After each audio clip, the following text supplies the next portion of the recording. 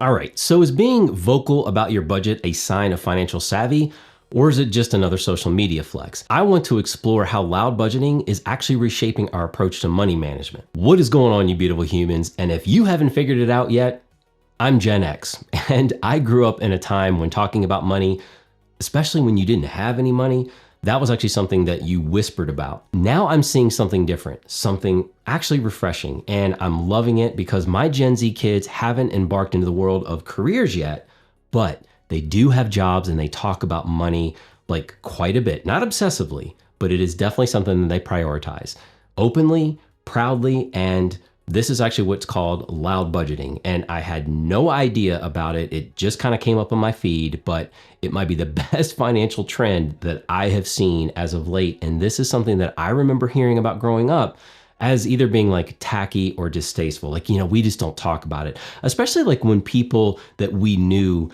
had a little bit of money.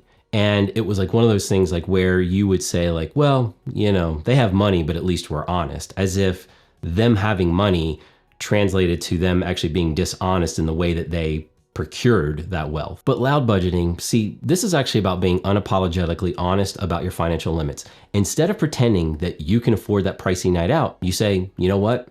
That's actually just not in my budget right now. It really does flip this script, and it's not about being embarrassed, and certainly it is more about being empowered. Now, to see loud budgeting in action, let's actually take a look at Steph and Den. So this is a Canadian couple who have become prominent voices in the personal finance space.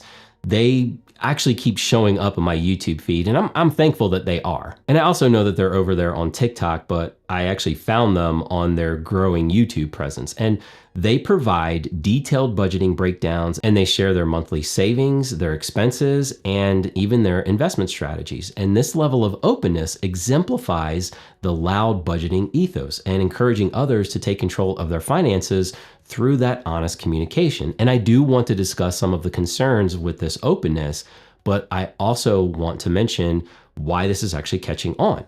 So according to a 2025 Intuit study, about 64% of Gen Z say that they would rather have peace of mind than more money. And that's not just like a catchy stat, it's actually a window into how fundamentally different their financial mindset is.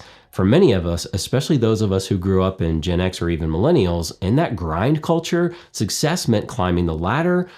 And of course, like when you get to the top of the ladder, like you realize you look over the other side of it, there's not much there.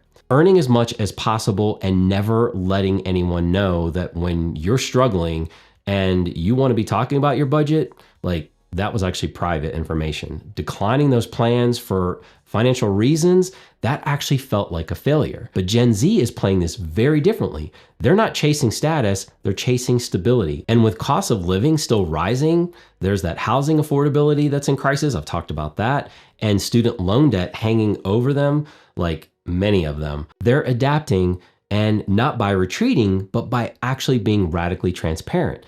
Loud budgeting is their response to a financial system that often feels stacked against them. Instead of pretending everything is fine, they're saying, you know what? Here's my limit. And they're proud of it. That is not weakness, it is actually wisdom. My kids are already investing in Roth IRAs, as I mentioned before, and we talk about budgeting all the time. Not just what they spend, but why.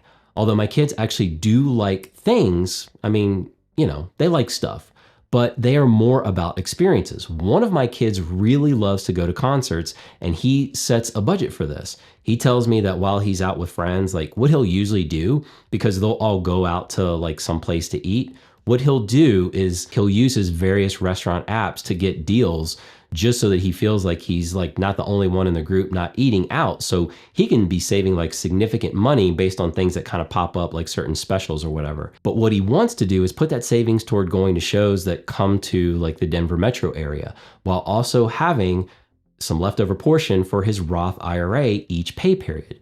Now, my other two sons like to play golf and go camping. Now, all three of my boys like to do that as well, but this is something that they prioritize and what they're saving for. And what happens is that they're holding just enough back to invest twice a month, but then also have those experiences. They're not depriving themselves. They're just prioritizing. But a recent Clarify Capital survey found that Gen Zers who embrace loud budgeting can save an average of $629 a month. And here's the thing, That's not just like skipping a few coffees. That is like some serious cash. And it's happening because they're actually not afraid to talk about it. But forget quiet luxury, because the soft power flexes of wealth wrapped in beige cashmere and designer sneakers with no logos, is that a thing? But that $1,200 stroller, this whispering, hey, I'm rich but tasteful. It's a game of subtle signaling, less about affordability and more about belonging to some sort of exclusive tier that I am not sure what that tier really is. But loud budgeting is that anti-aesthetic. It's not about status, it's about self-awareness. It doesn't whisper wealth, it just speaks boundaries. So instead of dropping $18 on that craft cocktail to keep up with appearances, loud budgeters say, you know what? I'm actually budgeting this month. I'm saving for something bigger, like than this cocktail. And I'm just gonna go ahead and opt out or get something less expensive, and I can still enjoy myself. In a culture that still sometimes glorifies excess, loud budgeting flips that script, and it can be cool to say no. It's powerful to choose discipline over pressure, and it's deeply refreshing to see a generation that's not ashamed to put their financial goals first and say it out loud. Now, here's the thing. Let's be real. If you're watching this as someone with kids, you've got a mortgage, aging parents, or all of the above, this whole loud budgeting thing might feel like a little off, like maybe it's a little tone deaf or has completely missed the mark. You might be thinking, well, it must be nice to opt out of a brunch or say no to a trip to Tulum because you're so focused on maxing out your Roth IRA, and wow, you already have $50,000 to $100,000 in your investments and you're maxing every investment vehicle out that you possibly can.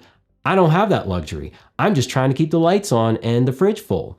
And that's a feeling, like it's valid. When someone with fewer responsibilities loudly proclaims that they're skipping social plans to build their emergency fund, it can sound more like a humble brag than a budgeting tip, especially if you're barely getting by despite doing everything right. But from the outside, I get it. Loud budgeting can look less like empowerment and more like this curated, frugal existence with a safety net. And the subtext can feel like, look how disciplined I am, when others don't even have room to be disciplined, like you are stretched.